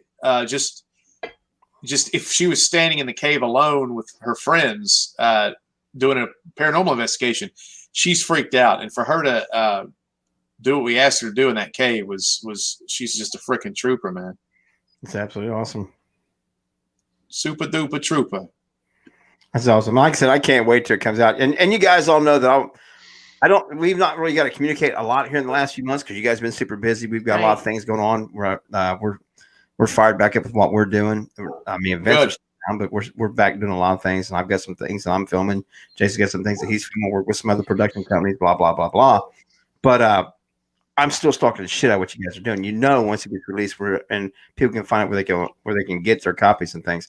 I definitely will be putting it out there and stuff, and I'm looking forward to it. Really am. Thank you. I appreciate it. Make sure you share it on our pages. Yeah, I've enjoyed everything you guys have been doing because I've been watching you since when I first met you guys back 4 or 5 years ago with the first thing with Wrestling with Ghosts, and then you took a little while off, and I kept harassing you anyways. Like, "When you guys gonna do something? When you guys gonna do something?" Figured you guys like, "Well, we ever meet this son of a bitch, we're beating his ass because he won't shut up and go away." I really wanted to go to Paranormal Toledo this year. I wish they would have had it. You know, that was a lot of fun we had. I missed that one, and SoCal are still top of my two favorite ones because they're so open to people to get into and easy to get into. Did they do SoCon? I know. No, they had to cancel it also. Okay, I didn't know. Go ahead. It was weird. It was actually we've had a lot of dates line up. Oddly enough, Luke and I like historic. Like on this day, I wrestled Luke in a cage, and the next year there was we did an investigation at this place for Wrestling with Ghosts, and then it was and then we went somewhere like a convention. We the day that we had the premiere, we actually did did you realize this, Luke, that we did the Smoky Mountain Con here in Gatlinburg? It was last year at this time. I think that's kind of wild. Yeah, with Doogie.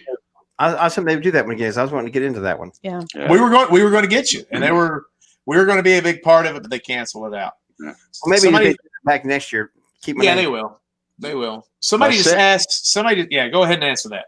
Yeah, Sam just said, "Would you ever recommend filming in a cave? Or investigating a filming?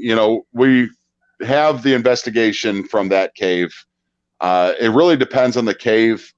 This one goes in for miles, and you can't.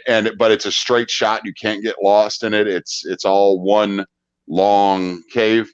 The sound is great." But there's got to be something there. Like the reason we were investigating it is because they did find a 1800-year-old dead corpse in that cave at one point, and it was also a site of some stuff. But the audio is great. Video you have to bring lighting equipment, and lighting a cave is difficult because it has to make sense. Investigating a cave is fun, but what you're going to do is wear clothes that you plan on throwing away. It smells horrible. I don't know if you've never been spelunking before. It smells like you've crawled into somebody's rectum. And nice.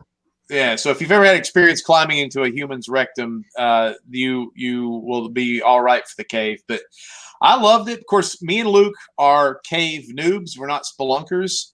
In fact, Candy was the one that. That's better. So anyway, somebody said, I'm reading the comments here. So, but Candy was the one that suggested it. And I kind of thought, we're going to go in a cave. It's going to be about the size of a big living room. I'm going to be we drove for an hour to investigate this. This thing was massive. It's bigger than the Batcave from Batman. It's just huge, and it goes on. I've never been in the back. In fact, I'll tell you this. I wore Converse All-Stars when I went and we did the Wrestling with Ghost investigation in the cave. I got stuck in the mud, and I couldn't go any further. I was like one of those monster trucks. It's like, it's now stuck in the mud. I couldn't go. So Luke, Candy, and my daughter Greta kept going because they had better shoes, because every time I took a step out, my shoe was still in the mud. So I had to stand in the cave by myself in the darkness for like an hour. And you'll find God quick in there. I'll tell you that much. I got right with Jesus. And now, just to point out, somebody said this sounds like the movie The Descent in the Cave. We were only in the movie's an hour 48 minutes, and we were only in the cave for maybe 15. It was just a. Well, I mean, The Descent's a great movie. There was a reviewer that said this movie is like Clerks, which is a huge compliment. It's like Descent. It's like, well, it's a lot of Kevin Smith humor. There is a lot of verbal humor and stories. Yeah, but I never saw either one of those. Yeah. So Deliverance. Saw that. And then Evil Dead. Yep. And then what was the fourth? There's a fifth one that he mentioned in that review. They Live. They Live. Yes. So. Saw that. So it's like a combination, but it's also got, if you want to see what the flavor of this movie is, go to the YouTube channel and watch Let It Snowman 1 and 2, and watch Taint My Ride and Pokemon in the Maryland Wastelands. Watch those 4 comedy skits that we did. And you're going to say these guys made a horror movie, and it's going to be that it's basically that flavor of weird humor and freakiness. But when it gets real, it gets real. Like I told Vinny earlier today, is the way I looked at it was there's enough camp in the movie for it to not be serious, but there's enough seriousness for it not to be campy. There's enough comedy for it to not be a horror, but there's enough horror for it not to be a comedy. So we kind of melded together a lot of different and found a balance to the movie where it was a bunch of different genres kind of mixed into one. But like I said, when it gets real, it gets real. There was a lot of laughter. Like I said, when we did this premiere or this test screening, because we haven't had our premiere yet, but we did a test screening to see which ending the audience liked. I think a lot of people were smoking pot. There was a lot of laughter. Sometimes there was laughter when there probably wasn't supposed to be laughter. But when it got to the point, that scene right there with Candy in the cave and a couple of others where the seriousness happened and it really got real, you could hear a pin drop. And what was so cool, Luke, we've talked about this on the phone, but I'm telling you guys, when you do something like this, Jay and Teresa, if you guys ever want to do a movie or whatever, what's so fun is watch it with the audience and have them pick up and them audibly say, "Oh my God, I can't believe, oh, right there, and they're like picking up on little tiny clues that you leave, and you're like, ah, yes, they got it, or like they get freaked out by something that you did, and you're just like, oh wow. And there's really weird things, isn't it, Luke, where like certain things you hit with the audience, and you're like, wow, I didn't think anybody would pick up on that, or anybody would respond to that audibly. Definitely. Yeah, and there was some gasps at certain parts, and there's a scene at the end of the movie that I didn't expect the crowd to cheer at. But I was cheering with them because it was such a release moment. What was that? I don't remember. You have to tell me off the air, I guess. All right, I will. I don't remember that. I just gotta. That's like me and Teresa about the other day. Probably one of my favorite movies that a lot of people don't know is The Hitcher with Rutger Hauer. Yeah, Rutger Hauer. Oh, that's a good movie. I could not wait for him to die. I wanted to kill the son of a bitch. Man. He played it so well, and so to have a movie progress like that, like you guys are talking about, it seems like it's got that same thing where it keeps you wondering, and all of a sudden you think, okay, it's all cool, and all of a sudden here it is again. That's awesome as shit. So, well, and it's also, the movie's also a mystery, like who's the killer, and we make it pretty obvious, but no, we don't. But people were still into the end, because I mean, like there's like 3 swerves. Swerve is a wrestling term for, changing what you think is happening. There's like 3 or 4 swerves at the end of the movie. You have no idea who the bad guy is. You don't know what's really going on until the final reveal, and then you're like, "Oh shit!" Yeah, you don't know if it's paranormal. You don't know if it's a stalker. You don't know if it's a serial killer. You don't know if it's one of us. You don't know if it's one of Vinnie's groups. You don't know if it's somebody that you haven't seen. That whole psychological thriller side to it, which is something that I absolutely enjoy. I love psychological thrillers. I love the ones that mess with your mind. This is more of a psychological thriller than a horror movie. There are a few moments of gore, just because the distributor wanted us to do it. But we wanted it to be a horror movie, and it turned into about 9 different genres. It is a mystery. It is a comedy. It is an action. That's good to me. Yeah, it'll itch all the scratches. There was somebody that was at the premiere who hates horror movies, and they liked our movie. They told the people they were with, they're like, I don't like any horror movie. I love that movie. So that was a nice. That's a compliment. Yeah. This isn't like The Walking Dead. So this does have a guy from The Walking Dead, but it's not like The Walking Dead. You know what's funny about The Walking Dead? I'll say this. So somewhere around Glenn getting killed, I quit watching it. I don't know if you guys watch it or not. And I've taken a long break off, and I started watching it again a couple years or this year because my wife was starting to watch it. And it's always been a bad show. Like the acting is bad, the situations are bad, but there was some sort of heart to it. And there was these good stories. And these Southern accents are terrible. Me and Luke live in the South now. We can tell you what Southern accents sound like. These people from Great Britain trying to pull off these Southern accents, they're just ridiculous. So, and Jay, you're from Kentucky, so you know. No. But it's not a good show anymore, man. It's just unwatchable. Back in the day, they had good stories, good characters. You cared what happened. I just got pissed off because I was like, when is anybody going to start wearing a football helmet, duct tape magazines to the forearms, wear a giant overcoat? Everybody's walking around. All the girls are out there in a spaghetti strap with their boobs flopping around because they're hot, their little tight-ass jeans. It's like, wear a football/motorcycle BMX armor on. So when the zombies come up to you and go, they're like, get the hell off me, because they're not gonna. It's just like, I don't care if it's the Georgia heat. I don't want to be bitten by a zombie and turned into a zombie. I don't care. Me and Jason make fun of it. Even after 6 years and stuff, all the lawns are still mowed, but yet noises bring on the zombies. What? Then who's mowing the damn grass at the prison? What? My thing is my thing, and I actually that's good. I actually wrote this into a future movie. Is why didn't they go to Walmart to get supplies? Yeah. There's no superstores. There's no grocery stores they can go get supplies from. That's why I like Zombieland. Yeah. Zombieland is a comedy horror that works. It's more comedy than horror. I love it. But it's a good movie. The second one, but I love the first one. So, well, we're going to try to wrap this thing up. Mama D's been putting all the links in there to find these guys.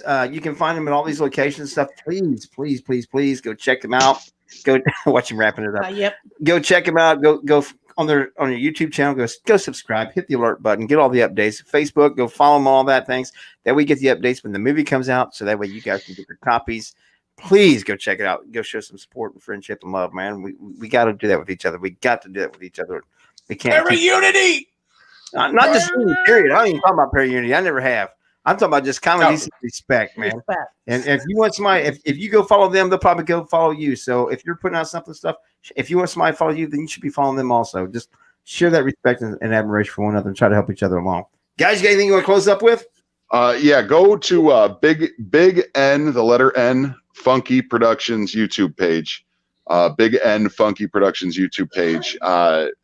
There's a weird thing in Hollywood. There it is. Where they actually pay attention to how many subscribers and followers you have, and so we would like to get over 1,000.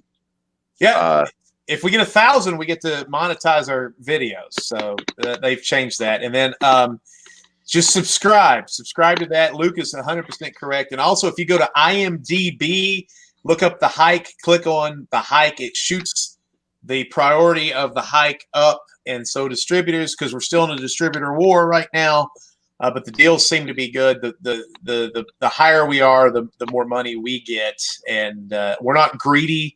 Me and Luke are about 20 grand in the hole on this guy. We'd like to climb out of the hole because I want my kid to have a nice house when I die.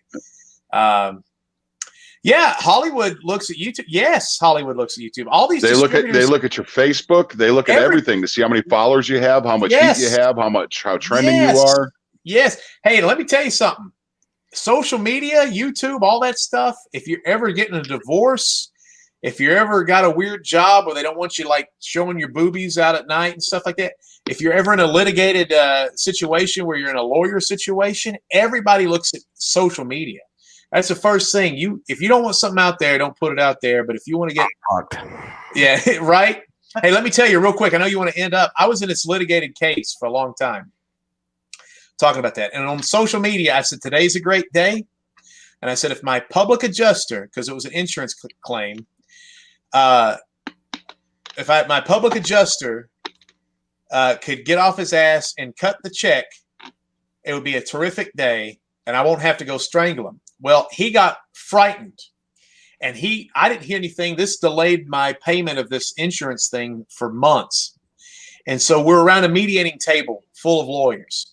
And so their lawyers, the insurance company, said, you threatened our adjuster here, and you said you'd strangle him. My lawyer goes, he's a pro wrestler. He's supposed to say outlandish things. Everybody at the table went, oh, he's a pro wrestler. That's awesome. Oh, we didn't realize we got to check that day. It was the funniest thing. But so everything you put out there is being watched and scrutinized and looked at. So, yeah. And like I said, deep shit. Yeah. So, but the hype, YouTube followers, where our movie is on Internet Movie Database, how many Twitter followers, how many Instagram likes, all that stuff. They look at that stuff, and it could be for Webb Creek, the next movie. It could be a difference between if we have $100,000 budget, a $300,000 budget, or a $10,000 budget. That's right. It's so weird how they've made social media the gauge of how and you're trending. Things have changed. When Luke and I started trying to make television together, there was actual paranormal television to be made, and it stopped right when we started producing Wrestling with Ghosts, and movies have changed. In this year, movies have changed, how movies are made. So, yeah. Anything you can do to help. Hell yeah. With that said, you guys go check him out, find him all those locations and stuff. We're going to get off of here. I didn't know he was going to go this long tonight, but I'm glad we did. I'm good seeing you guys, man. I do appreciate it. And you can do that all you want. I still talk fast. Always have and always will. It's that ADHD kicking in. I'm a motor mouth. I had to learn to listen fast. I just like what it looks like. It's the only reason I'm doing it. I always tell people I don't talk fast. You just listen slow, and that's not my fault. So. With that said, you guys all have a great night. We will get these guys back again, especially once the movie gets released. We'll talk to you guys soon. All right, man. We love you all. And Teresa, you're the best. Toot, toot. We love you, baby. Bye-bye. Peace out.